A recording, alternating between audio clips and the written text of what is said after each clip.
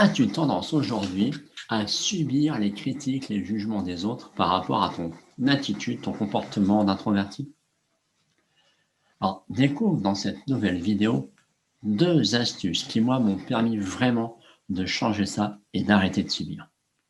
Mais avant toute chose, assure-toi d'être informé de mes prochaines diffusions de vidéos en cliquant sur «Je m'abonne».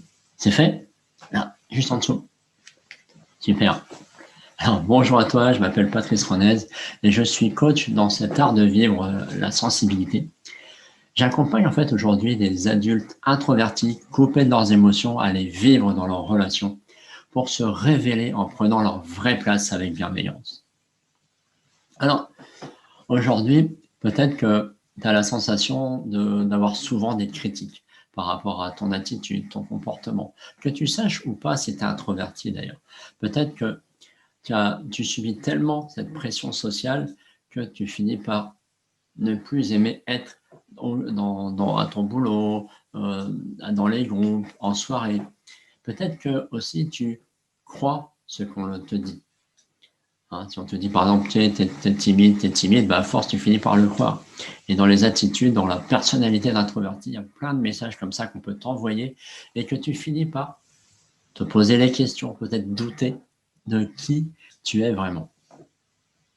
Et ce qu'il faut comprendre, c'est que effectivement, les autres jugeront tout le temps.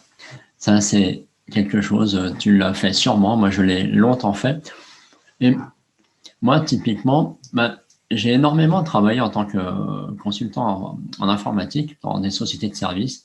Et chez beaucoup de clients, c'est la mode, enfin, c'était la mode des open space. Les open space, bah, c'est des grands espaces où il n'y a pas de cloison, il n'y a pas de bureau. Et enfin, il y a que des bureaux de personnes, il n'y a pas de pièces séparées. Et des fois, je me retrouvais à 2, voire 300 sur un même plateau. Autant dire que pour un introverti, c'est une situation assez compliquée à gérer puisqu'il y a tout le temps un brouhaha, ça se déplace tout le temps, les gens passent, viennent, posent des questions sans arrêt. C'est assez compliqué.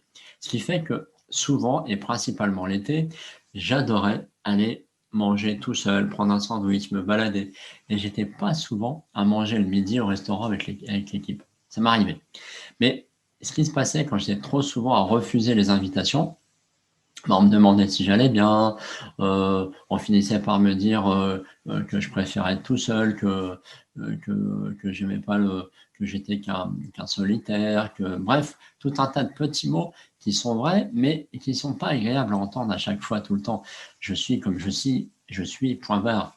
Mais là, c'était dit un peu comme une critique, c'était un peu dit comme un jugement de valeur, et donc c'est très compliqué à gérer. Jusqu'au jour où j'ai découvert une lecture. Et la lecture que je voudrais te partager ici, c'est les 4 accords Toltec et de Don Miguel Ruiz. Et ces 4 accords Toltec, je voudrais t'en partager 2. Ce sont les 2 astuces du jour dans cette vidéo.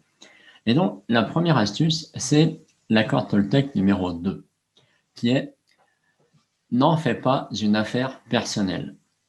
Et oui, n'en fais pas une affaire personnelle, ça paraît très simple, mais c'est pas facile à mettre en place. En fait, il faut comprendre que tout ce que les autres te disent, c'est très lié à leurs émotions du moment. Typiquement, j'ai eu un patron qui était un peu lunatique à une certaine période et il était capable d'arriver le matin en super forme, te taper sur l'épaule, te dire bravo pour tout le boulot que tu faisais, que tu étais un gars super. Et dans l'après-midi ou le lendemain, il était capable de passer et de t'engueuler pour un petit truc que tu l'as pas vu venir, ou de t'appeler dans son bureau pour je ne sais quelle excuse. Et en fait, eh ben, c'est extrêmement désagréable parce que tu finis par plus savoir sur quel pied danser. Jusqu'au jour où j'ai compris que ce qu'il me disait, c'était exclusivement lié à l'émotion dans laquelle il était.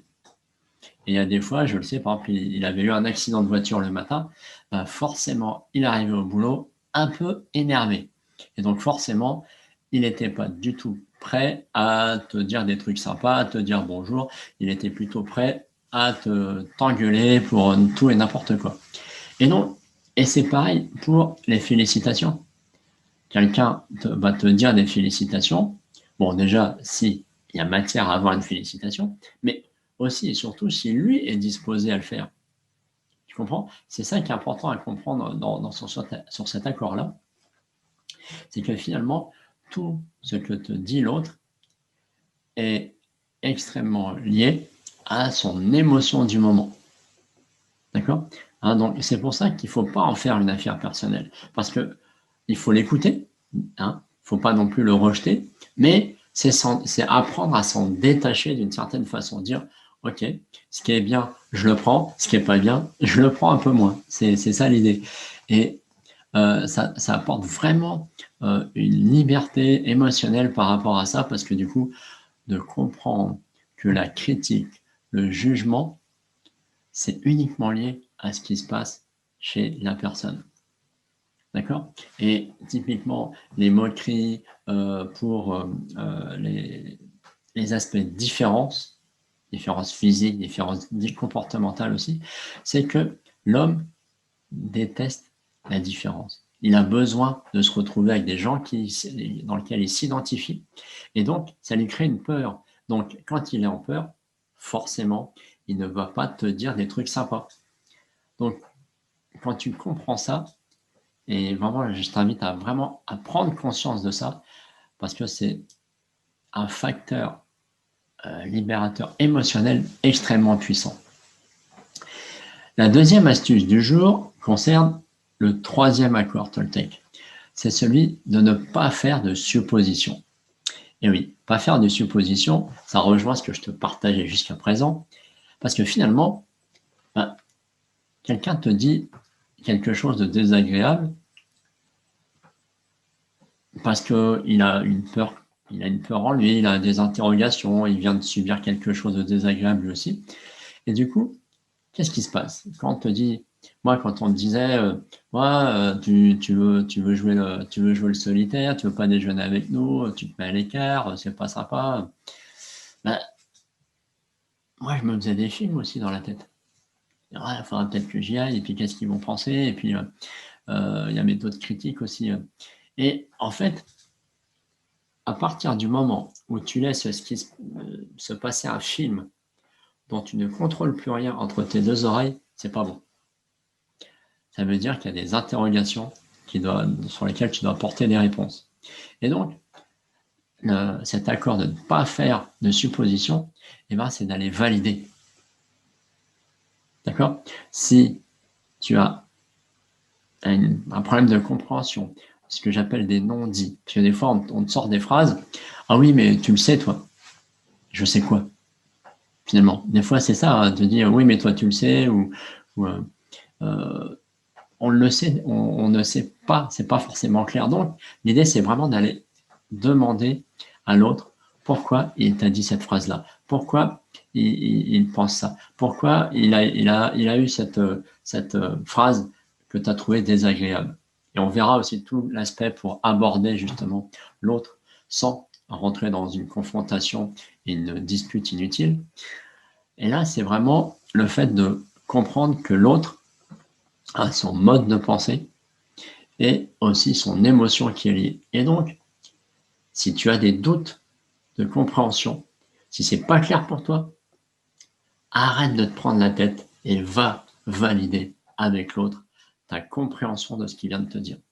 Et tu vas voir qu'une fois que tu pratiques ça, mais que ce soit au boulot ou à titre personnel, tu vas voir que ta vie va changer. Parce que du coup, tu vas plus te prendre la tête à pas dormir le soir, à te poser des tonnes de questions par rapport à oui, mais ce qu'il vient me dire, pourquoi il m'a dit ça, pourquoi je suis convoqué demain au bureau. Va vérifier les choses, va voir et tu verras que finalement, les choses sont jamais aussi graves que ce que ton Spielberg intérieur t'a proposé comme film. Tu verras, ça va changer, crois-moi. Je me suis fait tellement de films que j'aurais des bouquins et des bouquins de scénarios à proposer à Spielberg. Enfin, passons. Donc, n'oublie pas les 4 accords Toltec de Don Miguel Ruiz et principalement pour aujourd'hui, donc, l'accord numéro 2 sur n'en fais pas une affaire personnelle. Et l'accord numéro 3 pour la deuxième astuce, ne fais pas de suppositions. D'accord? Et tu vas voir qu'à partir de là, commence à les pratiquer et ça va changer pour toi. Alors aujourd'hui, s'il y avait une situation que tu pourrais commencer à changer, parce qu'on ne peut pas changer tout, ça va être trop compliqué. Mais si aujourd'hui il y avait une situation que tu pourrais commencer à changer, laquelle serait-elle? Hein? Donc aujourd'hui, pense à une situation sur laquelle tu veux mettre en pratique ces deux accords-là pour ne plus que ça se reproduise. Alors évidemment, si tu as aimé cette vidéo, like-la, partage-la. Et de nouveau, si tu veux devenir un acteur du contenu de cette chaîne, participe à l'enquête sur les introvertis dont tu trouveras le lien sous cette vidéo, dans la description de cette vidéo. Dans cette enquête, tu pourras y mettre ce que tu vis aujourd'hui. Tu pourras me poser tes questions pour que je puisse t'apporter des réponses au travers de ces vidéos. Et bien sûr, si tu veux aller encore plus vite, encore plus loin, je t'invite simplement à réserver ta session tremplin avec moi pour aller beaucoup plus loin et beaucoup plus rapidement pour devenir cet introverti assumé et qui gère ses émotions avec amour pour lui-même. Ok? Donc, en attendant de te rencontrer, en attendant la prochaine vidéo, je te souhaite une bonne journée et prends soin de toi.